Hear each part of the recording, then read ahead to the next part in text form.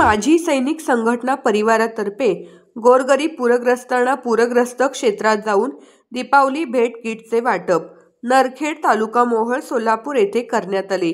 माणुसकीचा हाच धर्म जोपासत सांगली जिल्ह्यातील आजी माजी सैनिक यांनी आर्थिक देणगी देऊन त्यातून दीपावलीचे साहित्य देण्याचे ठरवले। यामध्ये साडी, आटा, साखर, गूळ, मैदा, रवा, मोती साबण, रीण साबण, अगरबत्ती, मेणबत्ती, पंती, चहा पावडर, मीठ, चटणी, काडेपेटी, डाळ, सुगंधी तेल आदी समावेश होता। सांगली जिल्हा सैनिक समन्वय समिती यांच्या जबाबदारीने व सांगली जिल्ह्यातील सर्व आजी माजी सैनिक परिवारांच्या आर्थिक योगदानामुळे गोरगरीब पूरग्रस्तांची दिवाळी साजरी होण्यासाठी व संकटातून सावरण्यासाठी मदत झाली। सांगली जिल्ह्यातील सर्व आजी माजी सैनिक परिवार संघटना यांचे योगदान मोलाचे ठरले। यावेळी सांगली जिल्हा सैनिक समन्वय समितीचे पदाधिकारी अध्यक्ष पांडुरंग भोसले साहेब सह अर्जुन लिंगले साहेब, गणपतराव चव्हाण साहेब, अरविंद शिंदे साहेब, सतीश पाटील तसेच सांगली सैनिक चळवळीतील पदाधिकारी दशरथ पाटील, नंदकुमार पांढरे, चंद्रशेखर शिंदे साहेब, मारुती जाधव, प्रकाश माळी, पांडुरंग पाटील, पैगंबर मुजावर, पांडुरंग जाधव, माजी सैनिक संरक्षण समितीचे पदाधिकारी यावेळी नरखेड या ठिकाणी पूरग्रस्त ठिकाणी पाहणी करून पूरग्रस्तांना दीपावली किट भेट वाटप केले। तसेच नरखेड गावचे माजी सैनिक विक्रम जाधव साहेब, भारत कांबळे साहेब, देवलिंग निकम व त्यांचे इतर सहकारी यांचे खूप मोठे योगदान मिळाले।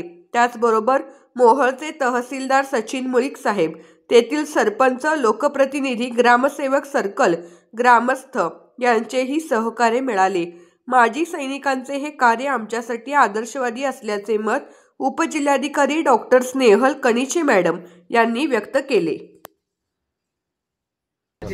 आज या ठिकाणी सांगली जिल्ह्यातून माजी सैनिकांचे आमचे सहकारी आहेत, त्यांनी आमच्या इथं नरखेडमध्ये जे पूरग्रस्त लोक आहेत त्यांच्यासाठी 100 किटचं नियोजन केलेलं आहे। एकदम व्यवस्थित चांगल्या पद्धतीनं दिवाळी त्यांची साजरी होईल अशा पद्धतीनं त्यांनी 100 किट तयार केलेले आहेत। त्याबद्दल मी मोहोळ तालुका प्रशासनातर्फे आपल्या सर्व टीमचा आभार मानतो आणि आपल्या कार्यासाठी शुभेच्छा देतो। धन्यवाद।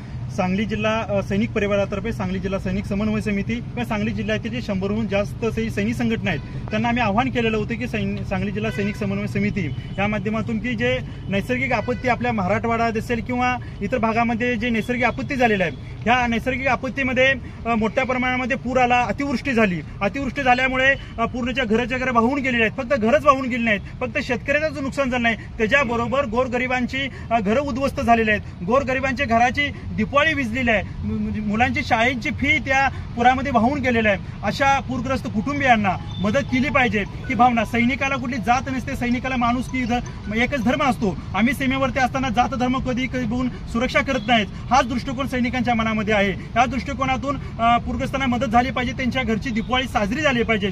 गावामध्ये आमच्या सांगली जिल्ह्यातील सर्व माजी सैनिक व पदाधिकारी या ठिकाणी आले। ज्यावेळा आपल्या सोलापूरमध्ये त्या गावामध्ये पूर आला त्यावेळा या पुराची जाणीव आम्हाला सांगली उपकरांना भरपूर माहीत आहे, कारण 2005-2019 मध्ये आमच्या इथे पूर आला होता। त्यांची काय अवस्था होती हे आम्ही स्वतः डोळ्याने पाहिलेले। त्यामुळं आम्ही सैनिकांनी ठरवलं की आता सोलापूर जिल्ह्यामध्ये नरखेड गावाला आपली ती पुराची जी आर्थिक मदत द्यायचं असं ठरवलं होतं।